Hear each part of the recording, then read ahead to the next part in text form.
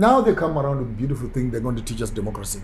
They're going to teach us how to manage ourselves. They're going to be showing us how best to run countries. But how can you be teaching me democracy when you're the same one who was killing me? How can you be teaching me human rights when you're not practicing the human rights? Are sanctions not a crime against humanity? When you refuse people medicines, you refuse them clean water. You look at Niger. You want my minerals, you want my uranium, and then you still want to come and kill me. There are deposits of uranium and radioactive material that France has left lying on the ground. It's a global cry. No one talks about that. The Chad dam is drying up. No one is talking about that. The Americans put their base in Niger to manage the ECOWAS. No one is talking about that. Welcome to Wake Up Blaq. Educate and enlighten. But I've never understood white people. That you don't like my country, then you rubbish me, and when I make up for the loss to make it for myself, then you blackmail me not to do it for myself. So what do they want exactly? They want to see Africans starving. They want to see the economies collapsing. When they have collapsed, then they want to come back again as the saviors of the system. We have seen this cycle repeating itself, and I wish just to give you a quick summary, repeating itself on the African continent in terms of sanctions. Sanctions are actually more gentle. The real idea is what they did to Gaddafi. It is regime change and takeover. It's what they did to Iran. It's kill and take over. And while we're there, we must talk about the coup in Niger. Yeah. And so when you begin to see the trend of the colonial system from the butchering of the Sankaras and the Lumumbas and the entire war that Africa fought. Ethiopia was struggling with the Italians. Mozambique was struggling with the Portuguese and Angola, who were struggling with the Boers and the Englishmen. So is Zimbabwe. And Namibia was struggling with the Germans. And Africa must start looking at it one way. The big problem for Africa has been the colonialist, the white man. And the white man is the supplier of weapons, and the black man is the handler of the weapons. So that we have a constant war on the continent being sponsored by IMF and World Bank. And by the way, don't even feel bad about Bush and Blair. They are stooges also. Who behind them are the Black Rocks, the Rockefellers, the real owners of the economy, who own IMF. The vanguards, right? Who own World Bank. The Soros, the George Soros, who can decide to put money over there, let's remove him from power. So the government itself also, even if you talk about American government and French government and British government, of course British is a bit different because the king himself is part of that cartel. So you have this system that is behind the system, who sit around in the evening and they discuss. You've never seen guys like Oppenheimer and Rupert going to vote. Vote for what? Their money does it for them. They don't need to waste their time and walk up to the ballot box and sign for anything and put it in a box. They sit at home and they decide who will be there tomorrow. And I made a comment the other day, which I think will offend many South Africans, that for the first time in South Africans, let's remove stooge leaders. Let's allow those that are running this economy to come to the front and run it themselves. Oppenheimer, president, Nick, and Rupert, prime minister.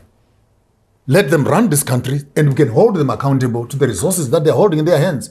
But for us to be happy with a black face that is hoofing around the building, yet the real man who is running the business is sitting in the corner, I think we're messing it up altogether. So let's give these guys an opportunity. Maybe it sounds unpopular, but let me say it. And maybe the first one to say it. Let's stop working with ANC or EFF or DA stooges. Let's find the people who are owning the economy to come forward and be accountable to us as a nation as to what are they doing with their resources.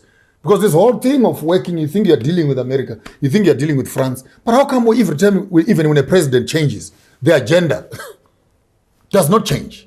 Why?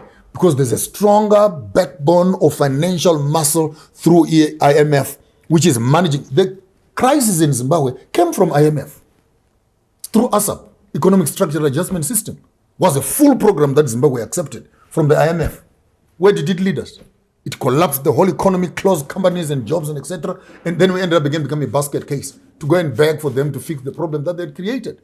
So when you look at the African continent in its totality, struggling constantly to win themselves away from this colonial muscle, now they come around with beautiful things. They're going to teach us democracy. They're going to teach us how to manage ourselves. They're going to be showing us how best to run countries. But how can you be teaching me democracy when you're the same one who was killing me? How can you be teaching me human rights when you're not practicing the human rights? Are sanctions not a crime against humanity?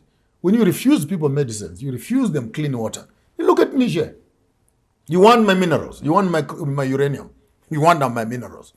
And then you still want to come and kill me. There are deposits of uranium and radioactive material that France has left lying on the ground. It's a global cry. No one talks about that. The Chad Dam is drying up. No one is talking about that. The Americans put their base in Niger to manage the ECOWAS. No one is talking about that. The young man comes out, Tory, and says, enough is enough. Let's close this thing up. You want uranium? You're going to put a power station here. Then I can switch it on and switch it off when I want to. That's power for me.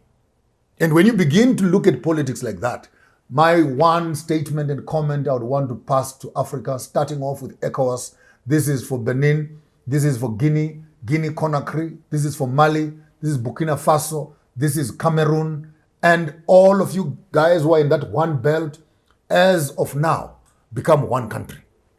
Consolidate your military power together. The problems of Niger are the problems of Burkina Faso. The problems of Burkina Faso are the problems of Mali. And they're just transferring the same rotten apples from one country to another. So I would think that these countries that are directly affected, particularly the 6 countries that have gone through coups, I wish those 6 army generals can actually come together and create one country so far. And then chase away the American and the French influence in their own countries. Because that is the problem at the center of it all. America does not want Russia to come in. So they will destabilize the country to make sure that Russia is overstretched in terms of its resources. We now know the war is not about anything. The war is about resources. And again, I say, if Africa is not careful, that Americans will give guns to ECOWAS and France will give guns to ECOWAS. And ECOWAS takes those guns to go and kill people in Niger. We're back to square one, where a black African brother is holding a gun to shoot another African brother based on an American and a Frenchman who is sitting in their countries drinking tea.